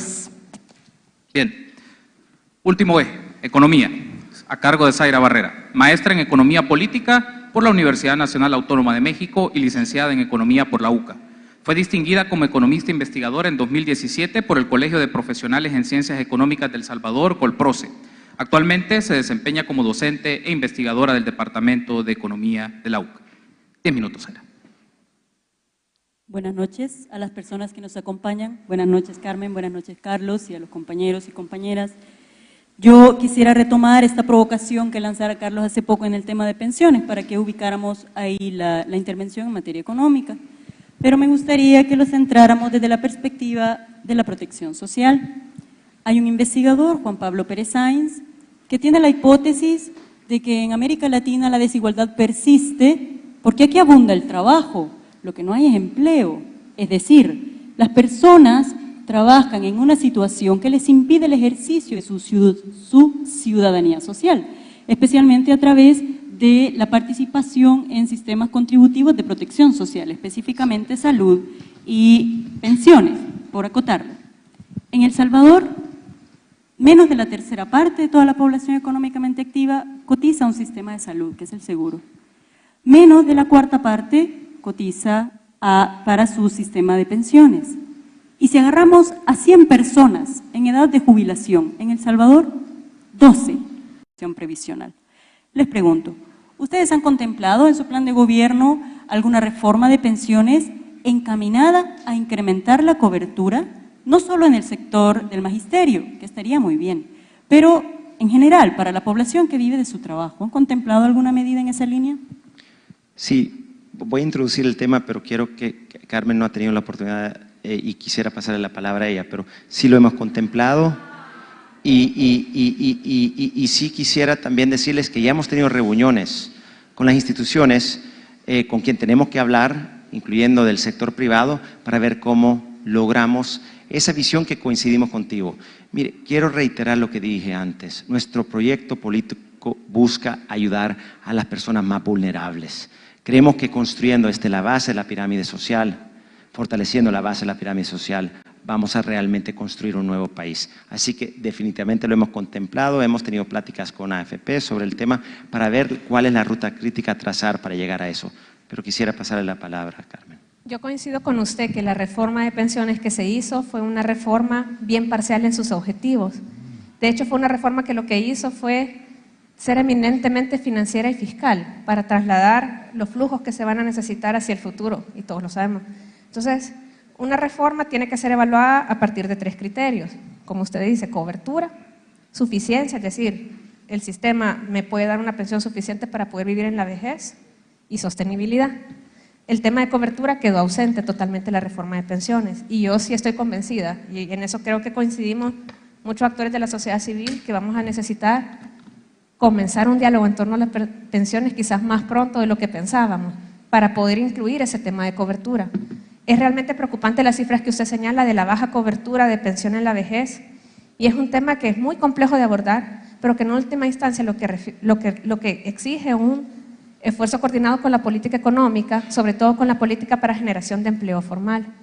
Este es un país donde se ha venido a normalizar la informalidad, igual que todos Centroamérica, México. 2 de cada 3 personas están en la informalidad y no tienen cobertura, ¿verdad? Entonces, todo el tema de cobertura, incremento en la cobertura, dejar, como usted dice, de que sea 1/3, 1/4 de la población el que tiene una cobertura de pensión o una cobertura de salud, implica hacer una apuesta importante por el empleo. Y justamente por eso es que usted hacía la distinción entre trabajo y empleo. El empleo consideramos con Carlos que es la apuesta central. La apuesta central es la generación masiva de más trabajo, lo que nosotros consideramos que sí se puede hacer, porque este es un país en el que en los 90s, en algunos años se generaron más de 40.000 empleos al año. 40.000 empleos del Seguro Social, 40.000 empleos formales, y lo puede volver a hacer, sobre todo en una nación donde, como se señaló previamente, 60.000 jóvenes se incorporan al mercado laboral cada año. Lo justo es que nos pongamos esa meta. Y nada más por eso, solamente por ese diagnóstico en el que yo creo que coincidimos, nuestra apuesta y nuestro plan de gobierno es de plan de trabajo para todos. Y por eso nos estamos dando la tarea de identificar sector por sector, yendo sector por sector, identificando dónde pueden estar las oportunidades específicas, y estamos hablando con todos los sectores, para poder crear empleo masivo, que es la única forma en la que se va a lograr cerrar esa brecha de cobertura que usted señala. Sí, previendo un poco que la respuesta fuera por el tema del empleo, que me parece que está muy bien en relación a las personas jóvenes. ¿Qué hacemos con esta población que ya está en edad de jubilación? O sea, que ya cumplió los requisitos o no los cumplió, o no tuvo pensión, o tiene la pensión que tiene, que hoy por hoy representa el 15% de la población, que es una población que lastimosamente no podrá beneficiarse de esa oferta de empleo y de estas medidas que ustedes implementarán caso que logren el cometido al que ahora están aspirando. En ese sentido, ¿han ustedes contemplado consolidar o hacer avances en un esquema no contributivo de pensiones? Sí, realmente las reformas que se están viendo, sobre todo en Sudamérica, están tratando de unificar los sistemas de pensiones con el pilar contributivo y el pilar no contributivo. En El Salvador tenemos un pilar no contributivo, pero como usted sabe la cobertura es bien baja. Tenemos que ser bien responsables y hacer las estimaciones para poder saber en cuánto puede el sistema financiar ese pilar no contributivo. Yo personalmente creo que se necesita en una población en la que, como usted sabe, hay personas en la vejez en este país que no pueden dejar de trabajar, y nosotros la vemos todo el tiempo con Carlos, sobre todo en el sector agro. Entonces, sí creo que tenemos que ir en esa línea que están viendo los países, en lo que están no solo viendo el pilar contributivo, que es lo que se hizo en la reforma de pensiones, solo se ve el pilar contributivo, sino agregándole como un pilar central el pilar no contributivo, pero en un marco en el que hay que asegurar la sostenibilidad. Yo creo que nuestro compromiso es que un tema tan importante como el tema de la tranquilidad de una persona en su vejez tiene que ser abordado de forma temprana. Creo que tiene que ser abordado en mucho diálogo con la academia, con personas que conozcan el tema, pero con esa visión que usted señala: cobertura, sostenibilidad, suficiencia, y este tema, ¿verdad?, no dejar fuera a una población de personas pobres que no van a tener las oportunidades de poder incorporarse a los sistemas contributivos. Y solo agregar que nuestro compromiso como gobierno y como presidente de la República, primero Dios llegamos, es ser un gobierno incluyente, abierto, donde todos tenemos un puesto en la mesa del diálogo para poder llegar. Entonces, necesitamos también construir un diálogo constructivo donde haya representantes de los diferentes sectores que quizás no fueron, como tú bien dijiste, bien representados en la última negociación. Y así que, de mi parte, sí tiene un compromiso en cuanto a la voluntad para poder construir algo que, en mi opinión, tiene que ser más sostenible de lo que ya se dio. Sí, entonces, aprovechando que usted habla de este tema de la inclusión de los sectores interesados en el tema, obviamente las personas que vivimos de nuestro trabajo somos las más interesadas. Pero en la pasada discusión hubo bastante cerrazón frente a la propuesta que había surgido desde los trabajadores y trabajadoras, y de hecho en la mesa de negociación tuvo mucho peso, de hecho fue la base de negociación la propuesta de la coalición, en la cual participaban los partidos que ahora apoyan la candidatura de ustedes. Y a mí me pareció, bueno, no me pareció, ustedes señalaron anteriormente que ustedes han establecido compromiso con la coalición para, supongo, coordinar el trabajo desde el Ejecutivo y el Legislativo, caso que logren la victoria. Pero, por ejemplo, ¿qué pasa si encontramos visiones encontradas en este tema de pensiones? Si ustedes están por poner a las personas al centro, la cobertura al centro, las más altas pensiones al centro, y si tienen una correlación de fuerzas, que tiene una propuesta como la que tuvo, que casi no tocaba las comisiones, que hasta el mismo FMI dice que son muy altas para la administración que tenemos, y que además no puso el tema de cobertura en el centro, no puso a las personas en el centro, ahí encontramos un conflicto entre su visión y la visión de legislativa. ¿Cómo enfrentarían ustedes ese encuentro de visiones?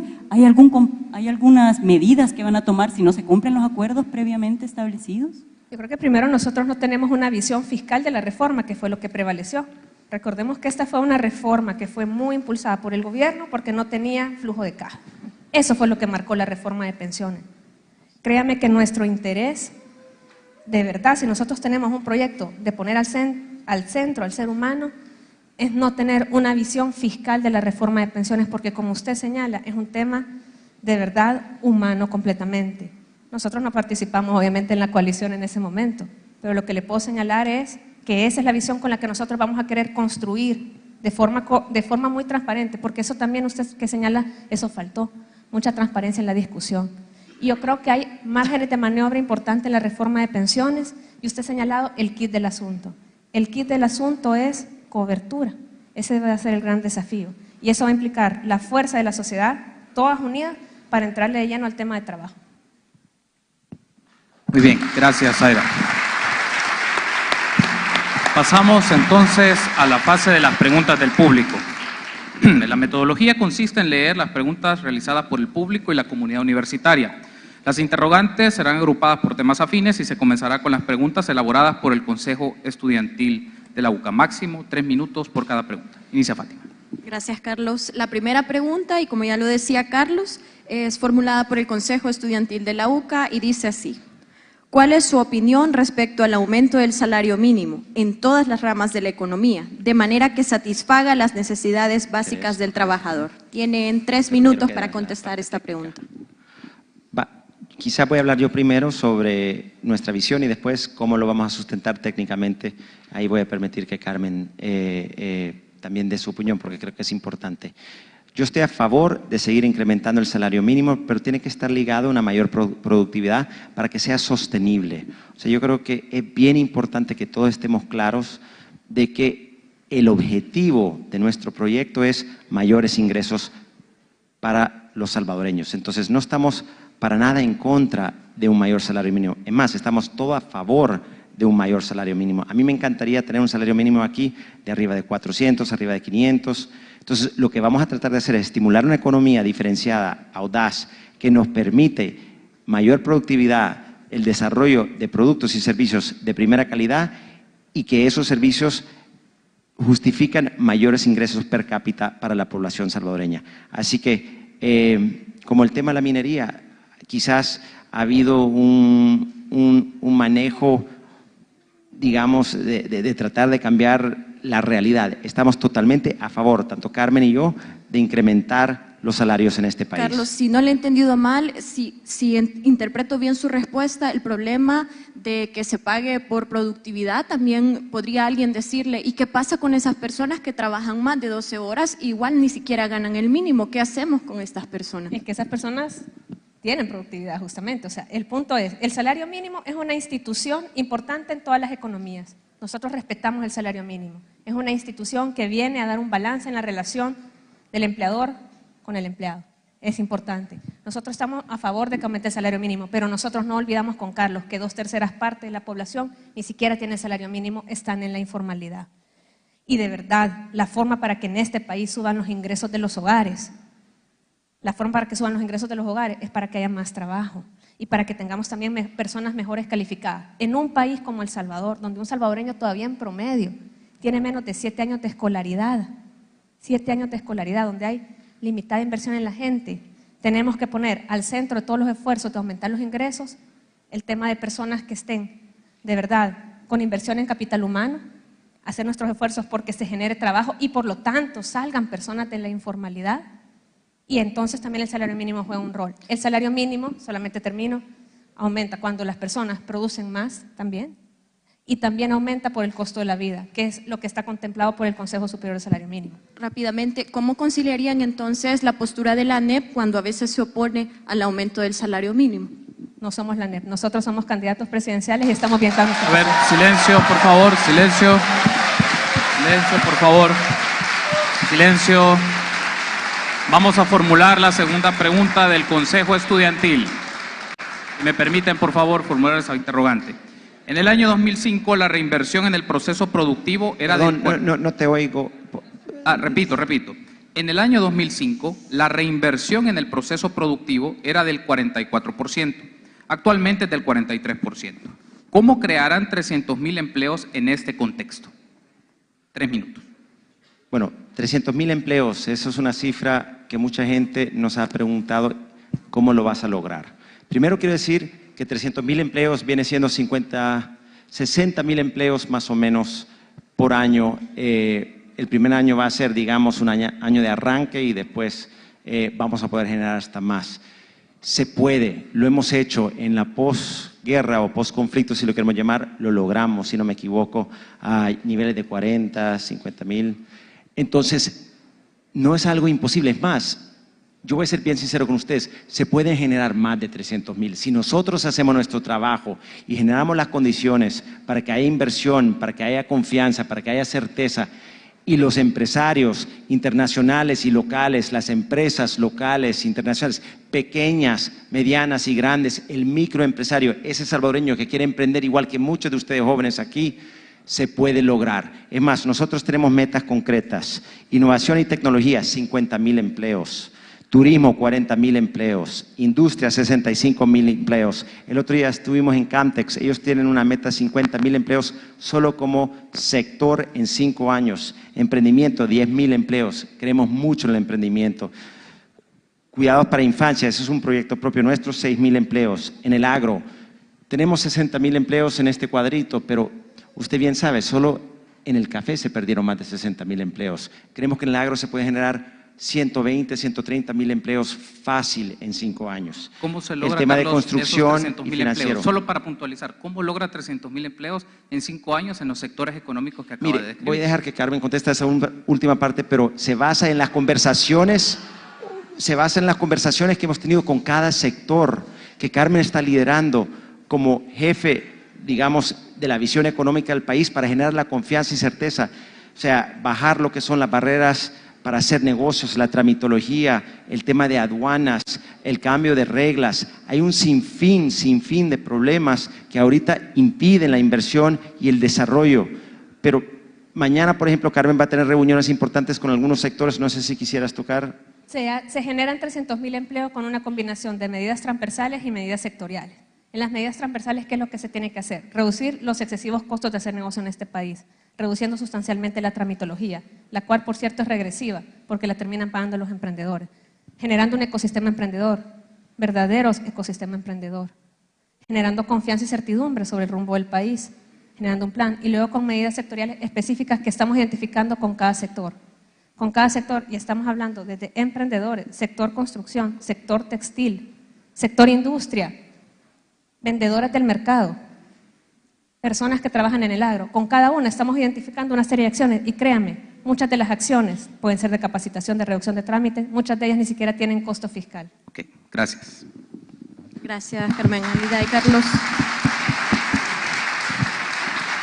La siguiente pregunta del público dice así: ¿cuál es la postura de ustedes como fórmula presidencial ante el aborto y los matrimonios igualitarios o derechos de la comunidad LGTBI? Comienzo yo. Bueno, yo creo que ya lo he dicho varias veces. Usted nos está preguntando nuestra posición personal. Yo soy una persona que fue criado bajo principios cristianos, una familia católica, y yo profundamente siento en lo más íntimo de mi corazón el deseo de defender la vida. Yo soy pro vida. Silencio, por favor. Silencio, para que pueda hacer su respuesta. Silencio, por favor. Y soy pro familia también. Pero mis valores, esos mismos valores cristianos, también me han enseñado que no podemos discriminar de ninguna manera. Todos somos hijos de Dios. Todos somos hermanos. Silencio, por favor, por favor. Al final del día. Y eso es bien importante y eso es parte de nuestra visión. Entonces, no sé si también quiere que contestemos sobre el rol del Ejecutivo en ese tema, que realmente no es un tema que nos cae sobre nosotros. Pero podríamos hablar sobre qué garantías le ofrece para garantizar los derechos de la comunidad LGTBI en El Salvador. Claro, o sea, nosotros, como bien dije, o sea, creemos en igualdad de oportunidades y en los derechos humanos de una forma transversal en nuestro proyecto político, así que estamos 100% comprometidos.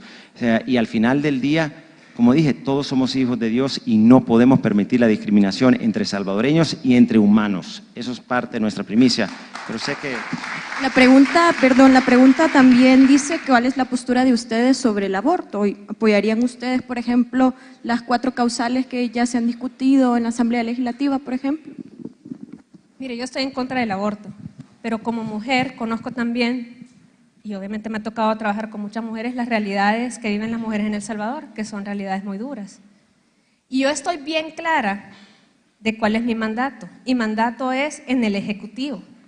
Y desde el Ejecutivo es mucho lo que se puede hacer para poder cambiar las raíces estructurales que hacen que muchas de las mujeres no puedan decidir en este país la vida que quieren llevar.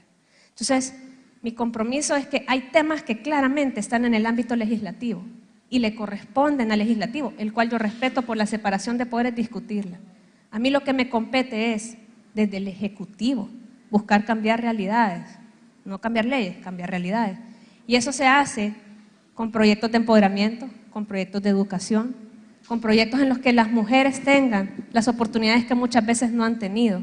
Entonces, eso es lo que yo me comprometo a hacer. Yo soy muy respetuosa de la ley, muy respetuosa de la Constitución y muy respetuosa de que temas que son tan difíciles de debatir y que muchas veces son duros para la sociedad, merecen un debate plural, que es el que lleva a cabo en la Asamblea Legislativa con todas las fuerzas vivas. Así que ese es mi compromiso y creo que también todos podemos estar de acuerdo en la no discriminación.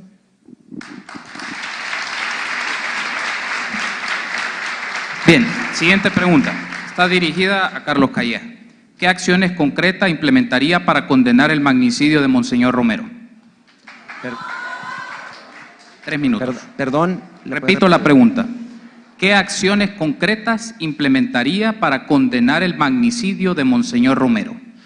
Bueno, esa es una buena pregunta. Hace 1 mes y medio visité aquí la UCA y nos juntamos con el rector y con el padre Tojeira, porque uno busca educarse sobre estos temas. Yo tenía 5 años cuando eso se dio, o sea, no era algo que yo viví en carne propia, pero como futuro presidente de la República, obviamente son temas que están en la mente de todos los salvadoreños y son temas que tenemos que tratar para cumplir nuestro objetivo de unificar el país. Entonces, yo siempre he dicho que, y lo digo a nuestro equipo, que la verdad es nuestro mejor aliado. O sea, la verdad en este país será siempre nuestro mejor aliado.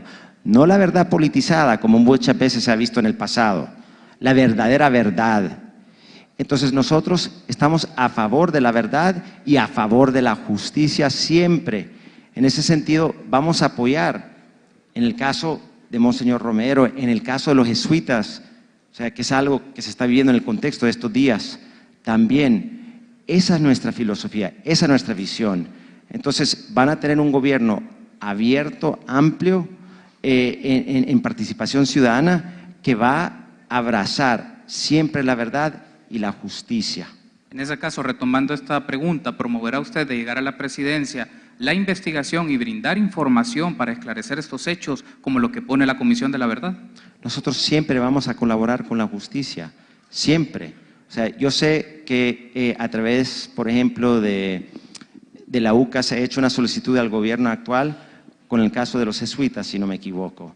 O sea, no sé cómo ha reaccionado este gobierno, pero creo que cualquier gobierno, cualquier presidente debería de ser aliado de la justicia y de la verdad. Y eso lo van a tener de parte de mi gobierno. Solo para efectos de concretizarlo todavía más, ¿qué acciones, silencio por favor, qué acciones en concreto haría usted de llegar a la presidencia por las competencias y atribuciones que tiene el presidente de la República en estos casos en específico? ¿Qué haría usted?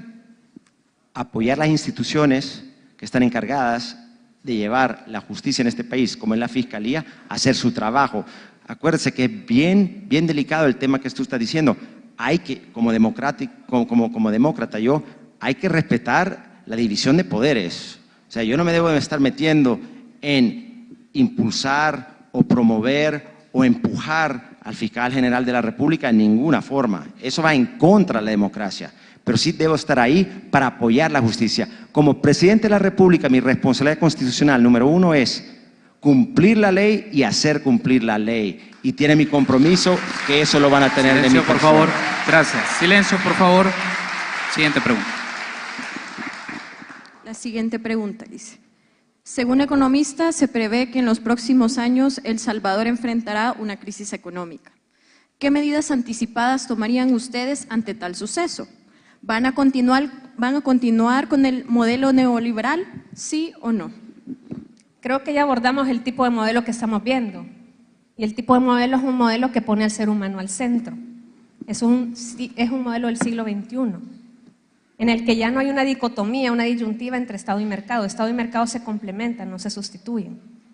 Ahora bien, con respecto a la pregunta específica, obviamente esta es una economía pequeña, abierta e integrada al mundo, y por lo tanto no está exenta de todos los vaivenes de la economía mundial. Y por lo tanto yo no le puedo decir que este país va a sufrir o no va a sufrir una crisis, ¿verdad? De hecho, ahorita se habla de que puede haber una recesión a nivel mundial. Pero ¿qué es lo que nosotros vemos? Una enorme oportunidad, y le voy a decir por qué. Porque cuando nosotros con Carlos lleguemos a la presidencia y la vicepresidencia de la República, El Salvador se habrá consolidado como una democracia estable en Centroamérica. Imagínese ese escenario. Imagínese cómo está Honduras, cómo está Nicaragua, cómo está Guatemala. Y El Salvador, lo que yo quiero que vean es, El Salvador tiene una enorme oportunidad.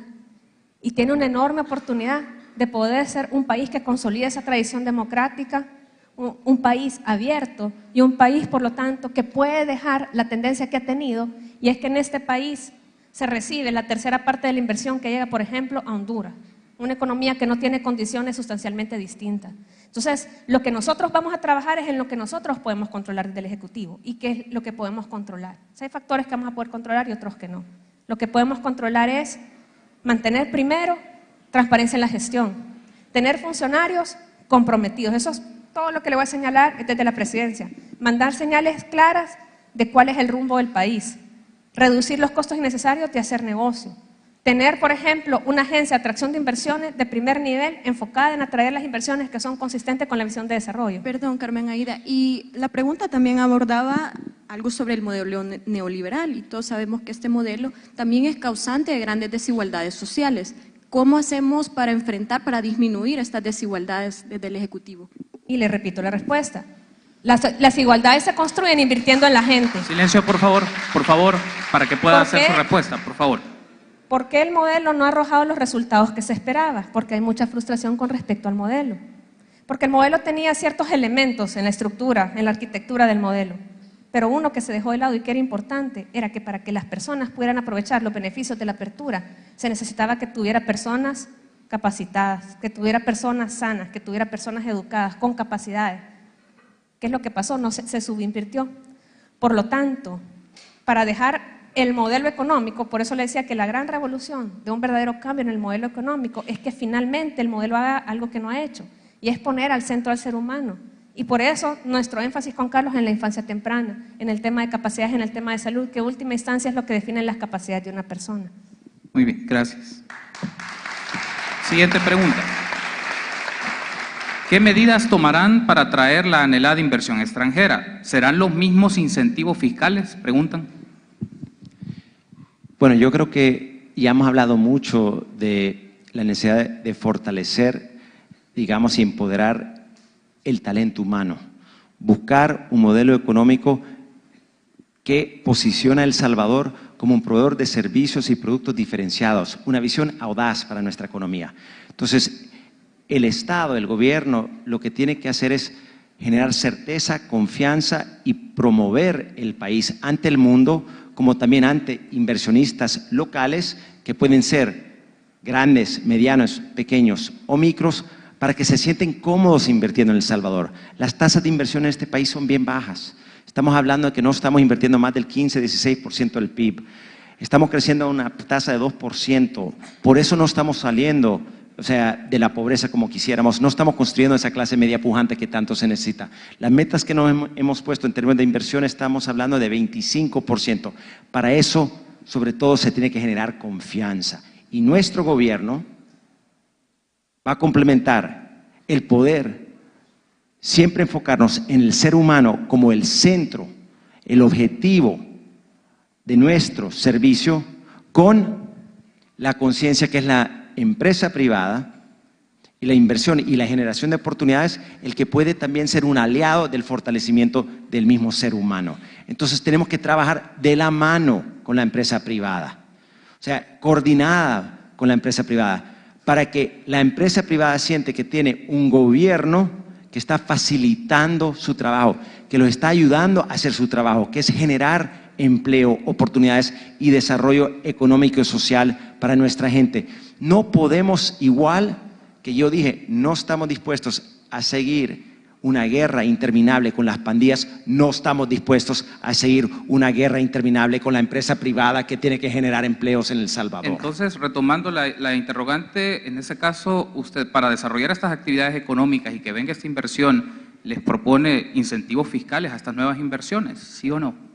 Mire, estamos analizando sector por sector, estamos viendo realmente qué es lo que puede funcionar y no puede funcionar. El tema de incentivos fiscales no están fuera de la mesa, pero tampoco hemos tomado una decisión sobre eso. O sea, es algo que se puede analizar y yo en lo personal no estoy cerrado al tema de incentivos, siempre y cuando sean parte de una solución sostenible en cuanto a la generación de empleo y el crecimiento económico de este país. Ok, gracias. Nada más rápidamente señalar, porque es importante que vean. Ya hay incentivos fiscales, ley de servicios, ley de zonas francas, ley de turismo, todos tienen incentivos fiscales. No son suficientes para atraer inversión, hay que invertir en la gente, en las capacidades. Entonces lo descarta No, usted. ya existen incentivos fiscales, Ajá. no son suficientes. Usted tiene que complementar una estrategia de atracción de inversión, no puede estar puramente determinada por los incentivos fiscales. Ok, gracias.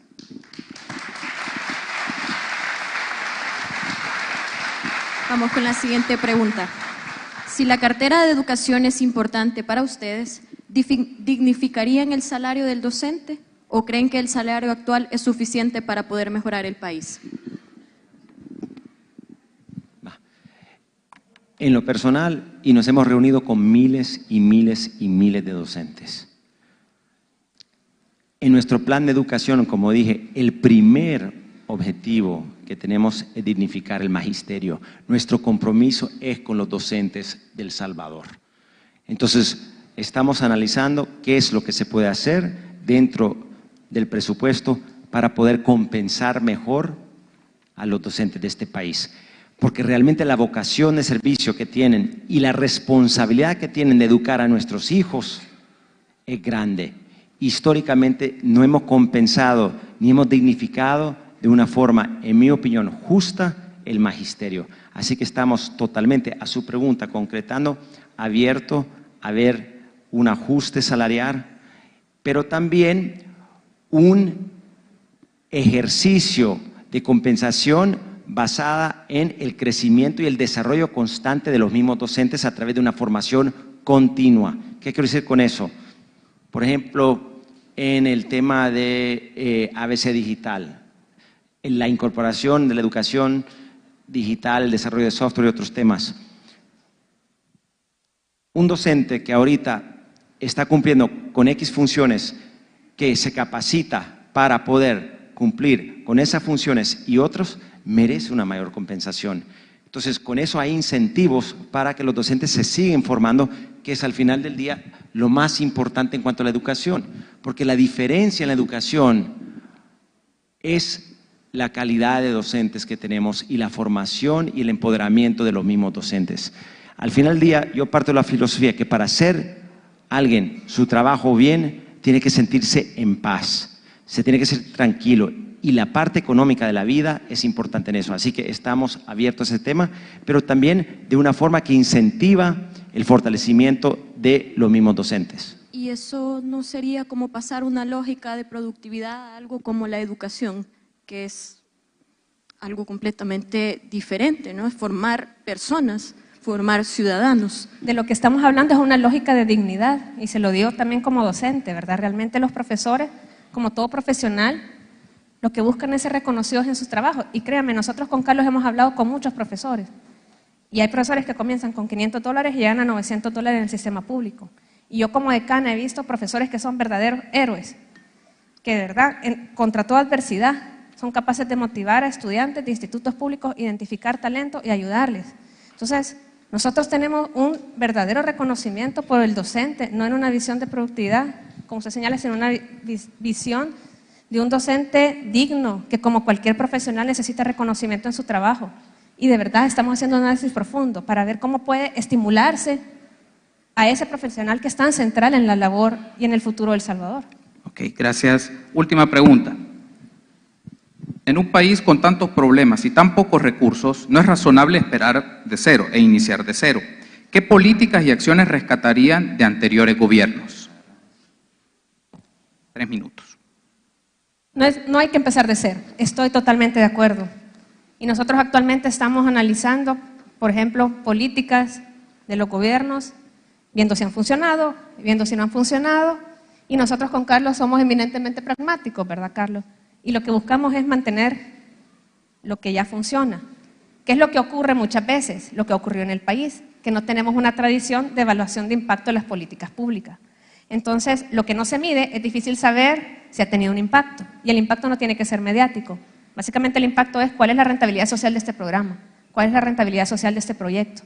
Entonces estamos dándonos a la tarea de identificar qué cosas han funcionado. Les doy ejemplo. Los consejos, algo específico, los consejos de diálogo. El CONED, el CONASAB, ya hablaba Carlos del PES, ¿verdad? Del Consejo de Seguridad. Son instancias que me parece que se pueden mantener en el sentido que son espacios plurales en los que participan la academia, participan expertos, que se abrieron, porque uno tiene que admitir en este gobierno, y que creo que se pueden quizás no mantener exactamente iguales, pero fortalecer para que sean espacios ejecutivos de toma de decisiones. Los programas sociales, también los programas sociales que funcionan y cumplen su objetivo, tienen que mantenerse también. Políticas que han iniciado, muchas políticas que han iniciado y que posiblemente vamos a ver los frutos después. Quizá. Lo irresponsable sería, que de verdad nosotros quisiéramos partir de cero y no tomar un examen concienzudo de lo que funciona en el gobierno. Perdón, Carlos. No, y al final del día, mire, yo creo que hay políticas públicas en estos últimos gobiernos que tienen la visión adecuada. Donde creo que han fallado los últimos gobiernos es en la ejecución.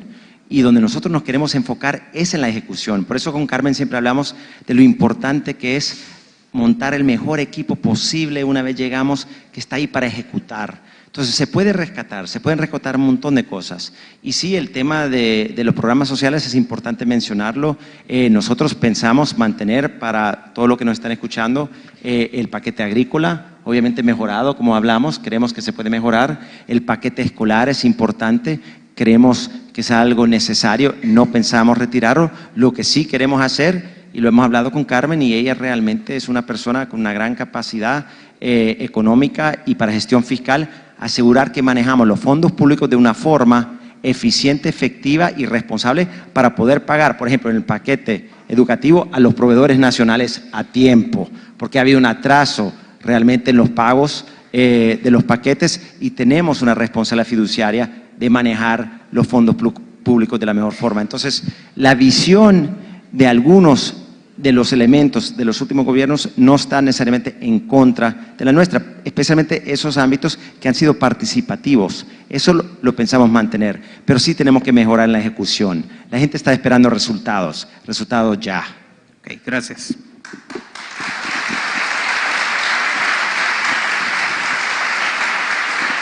Silencio, por favor. Como último punto de este conversatorio, damos la palabra a la fórmula presidencial de la Alianza por un Nuevo País para que dé su mensaje final a los asistentes del conversatorio. Cada candidato tendrá máximo 3 minutos para dar un mensaje final. Adelante. Bueno, quizás antes que nada agradecerles a todos ustedes. Creo que la visión que tienen de realmente provocar un debate que nos permite a nosotros defender nuestros puntos de una forma tan dinámica es clave para la evolución de nuestra democracia. Todos creo que compartimos la idea de que nuestra democracia sigue siendo una democracia joven y necesita de un impulso de este tipo para poder desarrollarla. Pero sí los invito a que dejemos algunas cosas que nos han frenado en el pasado y nos enfoquemos más en el futuro. Y eso se lo digo a todo el mundo. El Papa Francisco, quien es alguien que yo admiro enormemente, habla de la necesidad de hacer una política más pragmática y no tan ideológica. Eso es bien importante. Yo creo que deberíamos de contestar su llamado. Yo lo contesté en mis acciones de incorporarme a la política. Busquemos las soluciones a los problemas de los salvadoreños. El pueblo no está clamando por soluciones de izquierda o derecha. Quieren solucionar los problemas que ellos están enfrentando todos los días. Y ese es nuestro compromiso. Trabajar para solucionar esos problemas de una forma pragmática, con una buena ejecución, con una responsabilidad en el manejo de los fondos de ustedes y bajo una gestión de resultados. Pero también quiero aprovechar para decirles, estamos pasando por un momento histórico en nuestro país, donde las acciones que tomamos, las decisiones que tomamos van a definir si seguimos sufriendo lo mismo o si salimos adelante. Y la participación ciudadana, sobre todo de los jóvenes, es clave en esto. Así que mi llamado más profundo es a los jóvenes hoy, aprovechando que estamos aquí en la universidad. Es importante que ustedes asumen responsabilidad del hoy y del mañana. Este es nuestro país, es su momento y tienen que ser protagonistas en la construcción de la nueva historia que estamos tratando de armar entre todos. Así que nuestra invitación es que se sumen a este esfuerzo de la forma que quieren, de su trinchera, pero que pongamos el país primero. Unidos los salvadoreños vamos a salir adelante. Y aprovechando también que estamos en un ambiente de una universidad católica, este país tiene el nombre de Dios, el divino Salvador del mundo. Es momento que nuestro país y el nombre de nuestro país lo pongamos en alto y que del Salvador salga una luz para la humanidad y que seamos un ejemplo, como fuimos en algún momento, para todos los países del mundo, de un país pequeño de territorio, pero grande en la capacidad de su gente. Muchísimas gracias y que Dios me los bendiga. Gracias. 3 minutos para Carmen Aida. Bueno, yo voy a ser breve en honor a los estudiantes que se han portado tan bien. Primero, de verdad agradecer a los moderadores por un excelente trabajo y a los profesores también por sus preguntas y por hacer un trabajo totalmente académico, que es lo que este país merece. Definitivamente con Carlos no tenemos muchas oportunidades para estar en espacios como este. Y créanme que de cada espacio nosotros con Carlos nos llevamos siempre un aprendizaje, porque de nosotros van a encontrar mucha apertura. Con Carlos siempre decimos, nosotros no nos consideramos dueños de la verdad. Sabemos que todo ser humano no es infalible, todos podemos cometer errores, todos tenemos una visión, un diagnóstico y una forma de entender el mundo, de entender el país. Pero de parte nuestra de verdad van a haber mucha apertura a poder tender puentes, que es lo que este país necesita, de verdad tender puentes. Y a los jóvenes nada más recordarles, jóvenes universitarios, este día se hablaba de la situación de educación. Si ustedes están aquí y están estudiando, son una minoría, forman parte del 11% de la población que logra estudiar la universidad. Y le voy a decir algo que le digo a mis alumnos, eso mismo los tiene que hacer a ustedes responsables, porque tienen un privilegio, que es tener educación superior. Y esa responsabilidad debe expresarse de distintas formas. Primero, en un ambiente político que está muchas veces plagado por las emociones, plagado por emociones, a veces emociones negativas. Alguien que tiene el privilegio de estudiar tiene que también ser una persona analítica, racional y de verdad tomar su mejor decisión a partir de un análisis crítico, riguroso, que es lo que corresponde a un estudiante universitario para lo que a ustedes le están formando, ¿verdad? Entonces, sí, un llamado, la juventud va a definir el futuro de este país, yo diría va a definir el presente. Y yo personalmente, yo confío mucho en los jóvenes, porque he visto que los jóvenes salvadoreños, mis estudiantes son jóvenes resilientes, jóvenes que puede ser que ahorita estén sacando memes y todo, pero que yo sé que creen en este país, ¿verdad? Yo sé que de verdad, más allá de todo eso, ustedes creen en El Salvador. Y nada más cerrar reiterándoles nuestro compromiso. De verdad, miren, uno no se mete a esto y deja un trabajo tan bonito como ser profesor si uno no cree que vale la pena, ¿verdad? Y esto vale la pena. Porque El Salvador será un país chiquito, pero yo lo digo, este es un país con mucha dignidad. Y de verdad yo, se los digo como salvadoreña, yo quiero que aquí vivan mis hijos. Y a mí me duele ver cuando me dicen los jóvenes, ya conseguí beca para irme afuera como para ya no volver. Y eso yo lo digo, o sea, eso no es normal en nuestro país. Y eso es lo que nosotros queremos cambiar con Carlos.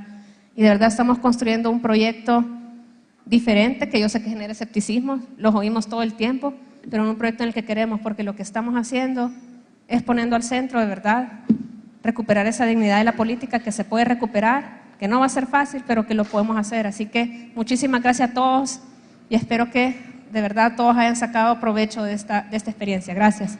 Gracias. Bien, con esto finalizamos este conversatorio. Queremos agradecerle a los candidatos, a nuestros panelistas, a Fátima, a las personas que no han sintonizado. Les invitamos para que el próximo jueves nos acompañen a las 5:30 en el último conversatorio. Buenas noches.